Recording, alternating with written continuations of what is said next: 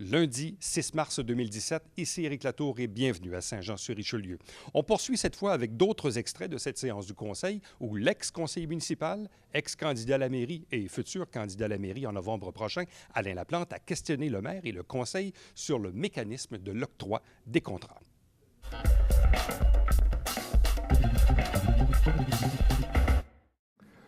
Bonsoir, membres du Conseil, M. Fecteau. Alain Laplante, 66 rue de Musset à Saint-Jean-sur-Richelieu. Ça va bien, M. Fecteau? Ça va excessivement bien.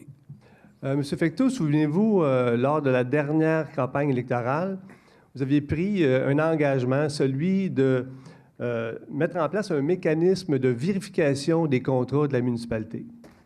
Donc, aujourd'hui, 3 ans plus tard, force est de constater que rien n'a été fait dans ce sens-là. Donc, M. Fecteau, encore une fois, vous faites la démonstration que vos bottines ne suivent pas vos babines. Êtes-vous dans une période de questions ou si vous voulez continuer les débats, parce que ça risque d'être court, là?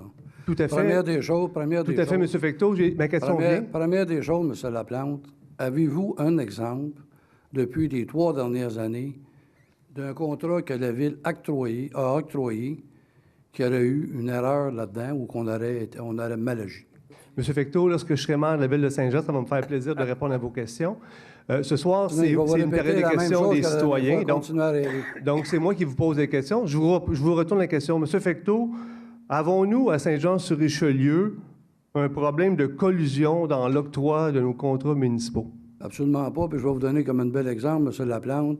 Vous qui avez craché haut, OK, tous les gens sur lesquels les gens ont porté du jugement ont tous été blanchis dernièrement. Fait qu'on n'a pas de problème de collusion. La Ville a pas signé... Je vous rappelle que vous étiez quelqu'un qui avait jasé pas mal dans ce dossier-là. M. Fecteau... Vous en souvenez-vous? M. Fecteau, j'aimerais ça que vous arrêtiez de faire de l'intimidation. Premièrement, ça me touche pas. De l'intimidation? Oui, essayez de m'intimider, M. Fecteau. Là. Bien, je vous intimide pas. Je vous pose une question. Je vous dis, est-ce que vous me parlez s'il y a de la collusion à Saint-Jean? Je vous réponds, tous les gens sur lesquels vous avez des fois levé le nez un peu ont tous été blanchis, M. Laplante. Tous, sans exception, incluant nos employés. M. Fecteau, la Ville n'a pas signé une entente, justement, avec des entrepreneurs à votre arrivée. Vous n'êtes pas empressé, quand vous êtes arrivé en poste, vous n'êtes pas empressé, justement, de signer une entente de remboursement avec des entrepreneurs? Vous mélangez deux affaires. Ce qu'on a fait, la partie civile, si vous posez une question, je vais vous répondre. Donc, oui, la réponse est oui, M. Fecteau, on sait que vous avez signé une entente avec des entreprises. Donc, Pardon? Qu'est-ce que vous voulez dire? Oui, on sait, lorsque vous êtes arrivé, vous avez signé une entente avec les entreprises. C'est pas ça que vous venez de dire. Répétez ce que vous avez dit à un moment donné. C'est pas tout à fait ça que vous avez dit, M. Laplante. J'ai de très bonnes oreilles, M. Laplante. Donc, je vous ai demandé, ma première question, est-ce qu'on avait un problème de collusion à Saint-Jean? Votre réponse était claire. La réponse est non. Elle était très claire. Donc, ça fait 3 ans que vous êtes là. M. Fecteau, vous êtes là. Donc, à titre de maire, vous voyez tous les contrats passés. Donc, tous les contrats de la municipalité passent devant vous. Donc, depuis 3 ans, est-ce que vous avez une seule fois soupçonné une situation de collusion? La réponse est non. Est-ce que durant cette période-là, est-ce que des employés de la municipalité ont porté à votre attention, ont mis sous vos yeux un dossier où il y avait une apparence, une situation de collusion? Non, c'est pas juste corriger ce que vous dites, là. C'est qu'on dit, est-ce que c'est arrivé qu'on a eu des contrats dans un appel d'offres dans lequel il y avait eu un seul soumissionnaire? La réponse, c'est oui. OK, mais c'est pas ça ma question, mais c'est intéressant ce que vous dites. Non, attendez un peu, là. C'est parce que c'est des sous-entendus. Vous me dites, est-ce que des employés vous auraient soumis? OK? Ce qu'on a eu, là, le service des approvisionnements, quand les contrats viennent au conseil ou au comité exécutif, on s'est arrivé qu'on a eu un seul soumissionnaire, qu'on aurait pu se poser des questions à l'effet comment se fait qu'il y en a eu un seul, mais ça s'est avéré qu'il n'y a personne, depuis qu'on est en poste, nos contrats qui ont été octroyés, qu'il y a eu quoi que ce soit. D'ailleurs, M. Laplante, en passant, la Ville fait des vérificateurs qui sont à la Ville à toutes les années, puis on a de très bons bulletins. Mais c'est pas ça qu'on parle. On parle de mécanisme qui vérifie. Oui, ça en est un mécanisme. Des vérificateurs, ça le dit, mécanisme de vérification, M. Laplante. M. Fecteau, s'il n'y a pas de problème de collusion, pourquoi qu'avant Noël, le conseiller Berthelot a fait une sortie publique en menaçant des entreprises de leur envoyer des mises en demeure au lieu de leur envoyer des cartes de Noël, comme le suggérait le conseiller Larivière? Le conseiller Berthelot C'est On pas... a parlé que la Ville devrait envoyer des mises en demeure. Pourquoi s'il n'y a pas de problème de collision? Je vais laisser M. Berthelot, mais je pense que le contexte que vous dites, c'est pas tout à fait ça, M. Berthelot vous l'a dit. Vous savez, M. Laplante, c'était dans le contexte de la loi sur l'immunité où le gouvernement du Québec suggérait aux entreprises qui pensaient qu'ils avaient fait des choses, disons, incorrectes envers les municipalités à se dénoncer. Alors, moi, M. Fecteau nous dit qu'il n'y a pas de problème. Laissez-moi terminer. Moi, je dis, j'aimerais qu'on étudie, qu'on regarde, et c'est ça qu'on est en train de faire, qu'on regarde s'il y a des entreprises qu'on juge, qu'on a des doutes, on pourrait leur envoyer des mises en demeure au lieu de les envoyer des cartes de Noël. C'est ce que j'ai dit. Puis ma déclaration est encore correcte, encore pertinente, mais je ne dis pas qu'au moment où on se parle, que je connais des entreprises où j'ai des doutes formels sur des entreprises, je ne dis pas ça, mais je pense qu'en municipalité, on est responsable de regarder ça, puis c'est ça que nos fonctionnaires y font. M. Fecteau, lorsque je serai maire de la Ville de Saint-Jean, je mettrai en place un véritable mécanisme de vérification indépendant des contrats municipaux. Alors, bonne soirée. Je vais répéter la bonne même campagne chose. électorale. Continuez de rêver, puis bonne campagne. Bonsoir, M. Bonne Fecteau. soirée.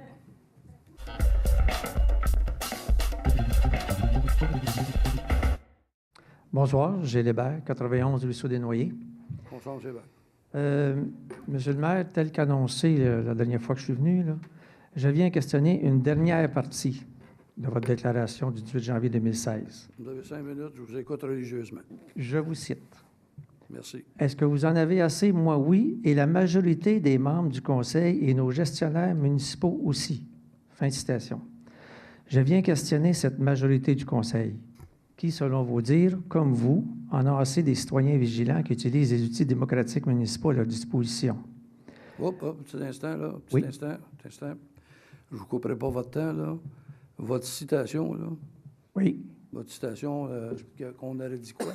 Je peux la répéter? Oui, répétez-moi ça, là, parce que ça donne bien, c'est tout enregistré, je vais valider ça. Que j'aurais dit que... Est-ce que vous en avez assez? Moi, oui, et la majorité des membres du conseil et nos gestionnaires municipaux aussi. Fin de citation. Dans quel contexte? Bien, c'était dans votre déclaration. Oui, mais dans quel contexte? Bien, le contexte qu'on connaît, là. Lequel? Parce que là, ça fait 2 ans là, que vous me parlez d'une citation ou un dossier qui concerne une parution dans le Canada français. C'est à ça que vous faites allusion, là? Ah ben oui, c'est ça. Ah, bon, OK, correct. C'est beau. C'est ça dont on C'est parle bon. depuis Je vous écoute. Je vous interromps plus, je vous écoute. Allez-y. Merci. Bienvenue. Monsieur Langlois a été le seul, le 1er février 2016, à se prononcer en désaccord avec une partie du contenu de votre déclaration dite assassine. Je le cite. « Mais ce soir, vu l'intervention publique, je me dois de répondre. Je crois formellement que dans une démocratie, le système de plainte se doit de fonctionner. Les citoyens ou autres ont droit d'effectuer une plainte s'ils jugent que ça en vaut la peine, ce soir même aussi peu qu'une demande de dérogation mineure. » Fin de citation. J'interprète ici l'expression « aussi peu qu'une demande de dérogation mineure ». À mon avis, M. Langlois sous-entendait qu'une signature de registre, qu'une plainte au MAMO ou à la commission municipale, qu'une participation de consultation sont des démarches citoyennes qui se doivent d'être encore plus respectées et non être accablées de reproches non fondés. Ce qui me laisse très perplexe, c'est qu'une seule personne autour de cette table a remis en cause votre choix de plusieurs informations contestables contenues dans votre déclaration, qualifiée aussi de charge à fond de train. Pourquoi tant de gens sont restés silencieux, n'osant même pas, avec une perche de 12 pieds, l'analyser en public dans cette salle? On a vu les représailles qu'a subi M. Langlois, sa démotion. On a appris lors de la déclaration de Mme Dufresne que l'intimidation avait eu une place au plénier. Et vous nous avez dit la dernière fois que vous faisiez de grosses colères et que « est-ce que vous en avez assez? Moi, oui » n'était pas digne de s'appeler colère selon vous. Donc, mes questions vont s'adresser à 4 membres, supposés être de cette majorité qui, comme vous, selon vos dires, en ont assez de l'implication citoyenne. Mais auparavant, je rappelle l'épisode du Beach Club. Mu par un enthousiasme non contenu, vous avez été emballé par le projet du Beach Club, en passant par-dessus la tête de tout le monde. Au moins 4 personnes autour de cette table ont signalé publiquement ici le déficit démocratique inhérent à votre démarche sans consultation. D'autres ont choisi de ne rien dire.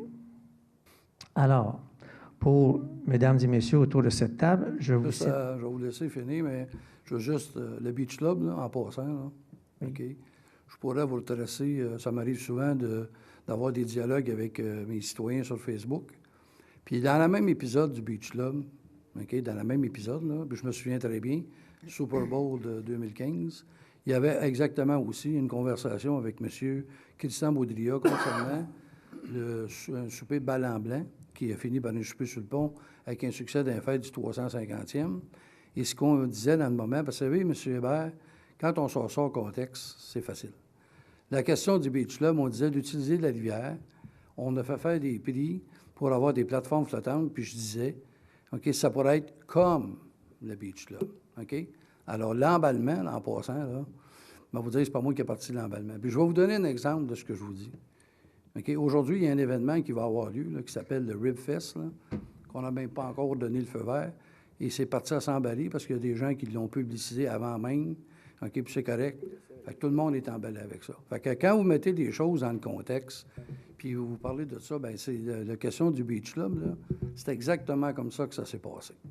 Alors, c'est pas un emballement, c'est pas passé par-dessus la tête, c'était de dire on utilise la rivière avec des plateformes flottantes qui existent et ça pourrait être utilisé comme le Beach Club. C'est comme ça que ça s'est fait. Je vous laisse terminer.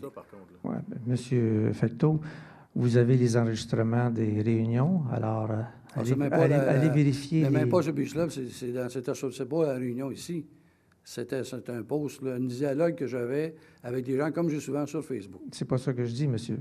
Je dis, allez vérifier ce que je dis des conseillers qui se sont prononcés en disant qu'ils n'avaient pas été consultés. M. Hébert, je sais très bien qu'il y a des conseillers qui ont dit qu'ils n'ont pas entendu parler. Effectivement, qu'ils n'ont pas entendu parler. C'est une conversation que j'avais comme ça, comme j'ai souvent. Fait que c'est sûr qu'ils n'ont pas entendu parler, puis ils avaient raison. Alors, ils se sont prononcés, puis ils avaient raison de le faire. Alors, pour mesdames et messieurs autour de cette table, je vous cite. Moi, j'avais avisé le plénier la semaine d'avant que j'étais pour faire une déclaration. J'ai fait ma déclaration. Alors, à mon avis, quelqu'un a le droit d'être enthousiaste et d'être en colère, mais cette personne ne peut pas agir antidémocratiquement à cause d'un enthousiasme non contenu ou d'une colère non contenue. Je vais questionner 4 personnes qui auraient dû vous conseiller lorsque vous leur avez annoncé votre intention et qui auraient dû condamner haut et fort les portions non recevables de votre déclaration dite assassine envers des citoyens vigilants. J'ai sélectionné les situations les plus médiatisées. Alors, première question. Là, vous allez manquer de temps, par exemple, parce qu'on est déjà... On est rendu à 6 minutes 45. Je vais vous laisser une minute additionnelle parce que j'ai parlé pendant peut-être ça, là. Mais après ça, on va être obligé de mettre un terme. Oui, mais avec votre arbitraire, on pourrait décider d'en finir tout de suite. Non, savez-vous quoi? Parce que là, à un moment donné, premièrement, les conseillers que vous voulez, on est dans une période de questions, pas d'interrogatoire. Puis ça sera libre à eux s'ils veulent vous répondre ou pas. On est d'accord? Il y a une différence entre une période de questions et un interrogatoire. Ça sera aux conseillers, s'ils jugent à propos de répondre, demander pour non répondre. Ça, j'ai... Alors, ce que je vous prierais, c'est, comme on dit souvent en anglais, là, get to the point. Posez vos questions aux conseillers, identifiez-les, puis ils vont vous dire s'ils veulent vous répondre ou pas. Aucun problème avec ça. Merci. Alors, j'ai sélectionné les situations les plus médiatisées. Première question. Monsieur Auger considère-t-il malveillantes toutes les personnes qui se sont mobilisées et manifestées contre le contrat signé, accordé à l'école de pilotage? Qualifie-t-il ces gens de son district et les autres personnes retardant et compromettant des projets de développement? Les qualifie-t-il de gens qui, lors de consultations, mélangeaient tout? Les qualifie-t-il de personnes qui s'enlignent sur les dossiers que tout a été préparé les questions? Les qualifie-t-il de personnes nuisant à l'image de Saint-Jean, de personnes nuisant à l'intégrité de ceux qui dirigent la ville? Et les qualifie-t-il aussi de personnes pratiquant la désinformation? Car, M. Auger... M. Hébert, là, on allonge, là. Puis je m'excuse, mais je ne pourrais pas endurer ça là, pendant 10 minutes. Okay? Posez une question, la dernière, là, puis laissez faire les préambules. On comprend où vous voulez aller. Fait que si vous avez une question, puis c'est la dernière, M. Auger, si vous voulez répondre, libre à vous, mais ça va être la dernière question. Car M. Auger, en restant muet après votre déclaration du 18 janvier, cautionnait vos propos étant, semble-t-il, dans la majorité de ceux autour de la table qui en avaient assez, selon vos dires, de voir des citoyens vigilants intervenir. C'est ma question à M. Auger. Alors, pas du tout, monsieur. Je suis ici. Oui. Parce que vous regardiez là. Pas du tout, monsieur. Je me suis opposé à ce projet-là dès le départ avec Mme Marcoux. Donc, et je l'ai même dit ici. J'ai mentionné ici, au Conseil. Bon. Alors, ma question, c'était comment ça se fait que vous n'avez pas réagi aux propos de M. le maire lorsqu'il a... Quel propos, monsieur? Quel propos? Dans sa déclaration du 18 janvier 2016, où il disait tout ça, là, ce que je vous ai dit, là. Il disait que les gens qui signent des registres sont aussi les gens qui font... Là, non, vous spécifiez quelqu'un, vous spécifiez certaines personnes. Donc, il n'a jamais dit que les gens qui s'opposaient à la venue de Carrière étaient tout ça. Il n'a jamais dit ça. Non, il parlait des citoyens qui venaient au micro. Oui, mais c'est exactement ce que M. Fecteau vous dit. Là. Au niveau du contexte, vous mélangez tout. Ah, c'est vous oui. qui... Mais oui, vous me parlez de quelque chose qui a rapport avec moi. Vous me posez une question concernant l'aéroport. Et je vous dis que moi, je me suis opposé à l'école de Carrière dès le départ, même en plénier. Alors, je n'ai pas à m'opposer à ce qu'il dit sur d'autres choses, sur d'autres sujets. Et je vais vous parler d'un sujet en particulier. Je peux pas parler... Lui, il était d'une façon générale. Là, vous me posez une question spécifique. Je vous réponds à la question spécifique. Donc, si vous me dites que de façon générale, il avait raison, ça veut dire que de façon générale, n'importe qui dans la ville de Saint-Jean, ici... Pour ce soir, M. Hébert, là, vous avez eu votre droit de parole à empiler. Merci, puis on vous reverra à la prochaine séance publique si ça vous dit. Merci. Bienvenue, monsieur.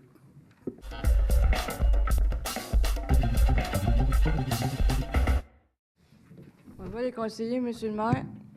Je viens de la Vigale, 184, 4e avenue. Moi, j'ai marché sur le canal cette semaine et de l'autre côté du chemin de fer, il y a 2 lampadaires qui sont brûlés et il faudrait changer les lumières parce que c'est les lampadaires qui... S'il n'y a pas de lumière, c'est les seuls lampadaires là, qui nous éclairent sur l'autre côté du chemin de fer. On a pris la note. Puis, moi, je comprends pas. Les citoyens, ils disent que ça coûte cher à la ville, plusieurs choses. Les roulottes, la roulotte est encore là pour ceux qui font du patin, mais je ne sais pas si j'avais espoir que la rivière se gèle pour faire une patinoire, mais je ne penserais pas. Fait que je ne sais pas pourquoi que les roulottes sont encore là. C'est tout l'argent mis dans l'eau, ça. Moi, c'est comme ça que je le vois. En fait, On passe par là, on n'est pas capable de la sortir. Bon, c'est juste parce qu'on voudrait bien la retirer, mais on n'est pas capable de la retirer. Mais c'est désolant qu'on n'ait pas pu utiliser la bande du canal, mais dans la température étant ce qu'elle est. Et je veux juste apporter une nuance à ce que vous venez de dire. Justement, si on avait mis l'argent dans l'eau, c'est qu'on aurait peut-être tenté de mettre en place la patinoire, hein, qui aurait coûté au bobo 75 000 $. Donc, on a été prudent, on n'est pas allé de l'avant, donc, dans ce sens-là. Mais encore là, c'est désolant qu'on ne soit pas capable d'utiliser un endroit où c'est ludique puis c'est plaisant pour le citoyen, mais ça, on vit avec de la température. On est dans le sud du Québec. Vous avez des grosses chances que l'année prochaine, ce soit la même chose. Ben, parce en fait, que là, on a des hivers de glace et c'est comme ça. En fait, le Conseil aura statué pour l'an prochain si on continue à rêver encore qu'on va avoir un hiver ou pas. Mais vous avez vu, c'est pas l'année passée, l'année d'avant, où on a eu des froids, on l'utilisait à partir de très tôt en novembre, aller jusqu'à la fin de l'année. Mais là, pour le moment, la roulotte qui est là, c'est juste que ce que M. Auger vous disait, c'est qu'on n'est pas capable de le retirer là, dans le moment. Non, mais le temps qu'elle est là, ce que vous payez... C'est un contrat annuel. C'est un contrat annuel. OK. J'ai remarqué sur la rue Saint-Jacques, aux adresses 185 179, là, entre les 2 bâtiments, il y a un espace, là. Et c'est là qu'il y a les vidanges, les déchets, et c'est très malpropre, là. Il y a les 2 bacs sont bien full, puis en avant des bacs, il y a plein de sacs verts. Puis à côté de ça, il y a des chaises, il y a toutes sortes d'affaires, puis dans le fond de cour, on voit aussi des déchets, là. Fait que je ne sais pas quand est-ce que les vidanges passent à ces adresses-là, mais c'est vraiment malpropre. Est-ce que vous pouvez me redonner les adresses, s'il vous plaît, Mme Lavigueur? 185 et 179 rue Saint-Jacques. Entre le 179 et le 185? Oui, il y a un espace, là. Il y a comme un genre de petite ruelle qui va dans la cour en arrière, là. Puis les vidanges sont là, dans l'espace en question, entre les deux blocs. C'est proche de Laurier. Okay. Si c'est sur un terrain privé, c'est officiel que les éboueurs ne rentrent pas sur les terrains privés. Il faut qu'eux autres la portent au bord du chemin. C'est-tu des conteneurs ou c'est des bacs 360 litres, là? Bien, c'est 2 bacs de ville qui, en avant, devant le trottoir, là, avec les vidanges qui sont en avant des bacs. Et il y a dans le côté du 179, il y a des meubles là, poussés qui sont empilés là. En tout cas, je vais envoyer un inspecteur voir. On va communiquer avec le propriétaire parce que des meubles de bois, vous le savez qu'on n'a plus le droit de mettre ça à l'enfouissement. Ça fait qu'il faut que ça c'est eux qui se déplacent pour aller les porter aux écocentres. Mais je les prends en note puis je vais m'en occuper cette semaine. Il y a des pneus aussi. Ah oui, il y a toutes sortes de cochons. Tout ce qu'on ne peut pas enfouir.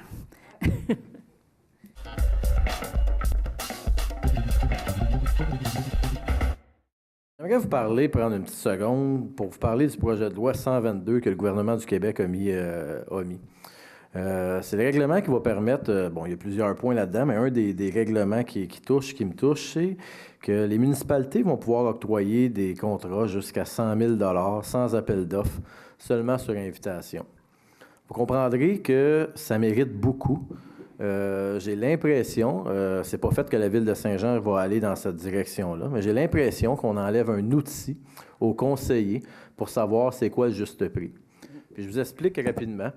Je fais partie de ceux qui se fient beaucoup aux appels d'offres pour me faire une tête sur ce que ça vaut.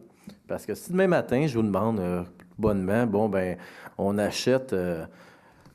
je vais dire quelque chose qui est simple, là, une rétro-caveuse ou un loader. Bien, celui qui n'en a jamais acheté, c'est pas comme aller acheter une pinte de lait à l'épicerie, que ça fait 20 ans qu'on connaît le prix. L'appel d'offres nous permet de savoir à peu près ce que ça vaut. Puis, vous savez que, oui, on va se dire, bon, ça va être sur invitation, mais malheureusement, c'est que ça va dépendre d'une personne. Tout le monde a vu les municipalités que... C'est pas arrivé à Saint-Jean, là, je le dis. Mais tout le monde a vu des municipalités que la personne qui s'en occupait, bien, ça n'a pas bien été. On a juste à lire les journaux ou taper commission Charbonneau, puis municipalité avec corruption. Vous allez voir qu'il en sort quand même une liste. Puis personne n'est à l'abri de ça. On peut dire ici, c'est pas arrivé, mais personne n'est à l'abri de ça. Fait que face à ça, monter à 100 000 $ comparativement à ce qu'on était à 25 000, j'ai l'impression qu'on enlève une barrière de sécurité qu'on avait, une façon qu'on avait de voir vraiment ce que ça vaut. Comme tantôt, on a vu là, pour le transport des boues, 2 millions, 5 ou 10. Posez-vous la question, là, vous n'êtes pas conseillé, là, puis ça vaut quoi? Si vous n'êtes pas capable de répondre, là, je ne suis pas plus capable de répondre que vous. Parce que je ne suis pas dans le transport de boue, fait que tout le monde autour de la table, on est un petit peu dans « on est-tu chanceux ou on n'est pas content ». Fait que c'est un des points que je pense que le gouvernement fait fausse route après avoir fait une commission, après avoir donné. Oui, je comprends qu'on va laisser plus de liberté aux municipalités, mais est-ce que c'est bon? Je doute.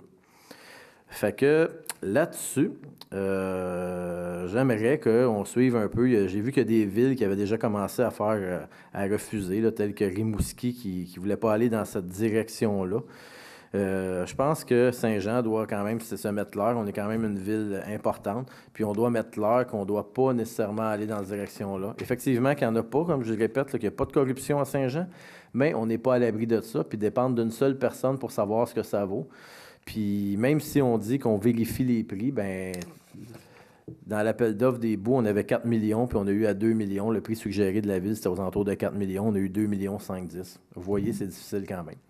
Sur ce, bonne soirée. J'aimerais aussi remercier tous les membres du conseil qui m'ont fait encore confiance pour le comité de démolition. Merci beaucoup.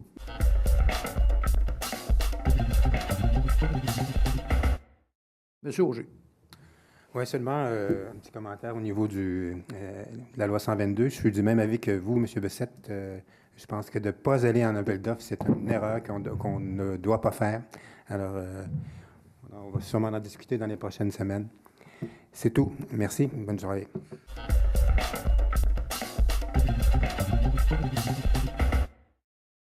Moi, je voudrais parler, M. le maire, d'un point, on a parlé tantôt du Canadien Pacifique. Je voudrais parler d'Hydro-Québec. Comme vous savez, on met des dizaines de milliers de dollars dans notre centre-ville. Entre autres, on a le projet d'enfouir nos fils électriques. On a déjà commencé dans une portion. On a vu la belle initiative Hydro-Québec directement face au 338 rue Champlain. Ils ont planté un beau poteau du côté ouest de la rue pour prendre un fil puis le joindre à une maison. Je pense, sans consulter la ville, on est en zone de PIA. On ne nous respecte vraiment pas. Alors, moi, j'ai fait une plainte officielle au niveau de l'administration et je demande qu'on envoie une mise en demeure à Hydro-Québec. Il est temps que ça cesse, qu'on se fasse imposer des choses comme ça. C'est des normes qui sont inacceptables. Je pense qu'on est fiers de notre rivière, on est fiers de notre environnement. Puis il va falloir qu'Hydro-Québec trouve des solutions pour respecter les citoyens et citoyennes de la ville de Saint-Jean.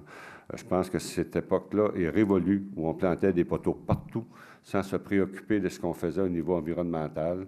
Alors, je pense qu'il faut que la Ville aille vraiment, fasse un bon bout là-dedans, envoie une mise en demeure Hydro-Québec. Puis s'il faut aller devant les tribunaux, mais je pense qu'il va falloir qu'on y aille. On sensibilisera l'Union des municipalités du Québec, je pense, pour qu'ils nous aident là-dedans. Mais c'est inacceptable lorsqu'on vraiment prend à cœur la beauté de notre environnement, puis on voit Hydro-Québec qui agit comme ça.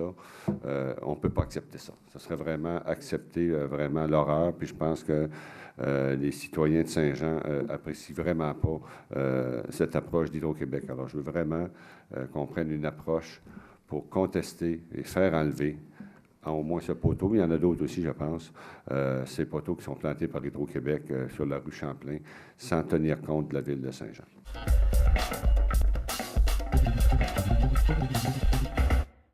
Juste un petit point pour le bénéfice de M. Laplante et de tous les citoyens de Saint-Jean. Je veux juste mentionner que lorsqu'il y a des dépassements de coûts, on questionne les fonctionnaires. Quand il y a un seul soumissionnaire, on questionne aussi. Et quand les soumissions sont beaucoup plus élevées que l'évaluation des fonctionnaires, on questionne et quitte à le retirer pour avoir plus d'explications aussi. C'est ce qu'on fait au comité exécutif. Et je peux aussi vous dire qu'en tant que membre du comité exécutif, je regarde tous les chèques que chaque semaine le département des finances nous soumet. Je pose des questions, j'ai des réponses et je repose de temps en temps des questions sur mes réponses. Fait que je pense que on fait je pense que je fais un bon travail. M. Fecteau, M. Berthelot et M. Auger en sont témoins. Et eux aussi mettent leur grain de sel dans les questionnements qu'on a. Et aussi, ça fait que certains commentaires que nous apportons, comme un exemple, est-ce que cette dépense est absolument nécessaire? Peut-être que les réponses sont plus ou moins floues, mais à la prochaine fois, il n'y en aura pas de ce genre de dépenses. Fait que je pense qu'on fait quand même une bonne surveillance des dépenses de la Ville et on s'assure du mieux qu'on peut de leur pertinence. C'est certain qu'on ne peut pas être parfait. Il y a des choses que je ne suis pas plus au courant de ça ou je ne suis pas compétente de certaines d'achats de pompes ou de choses comme ça. Mais je pense qu'en général, on peut faire confiance à nos fonctionnaires. Mais c'est certain qu'en posant des questions, je pense qu'on s'assure de la pertinence des dépenses.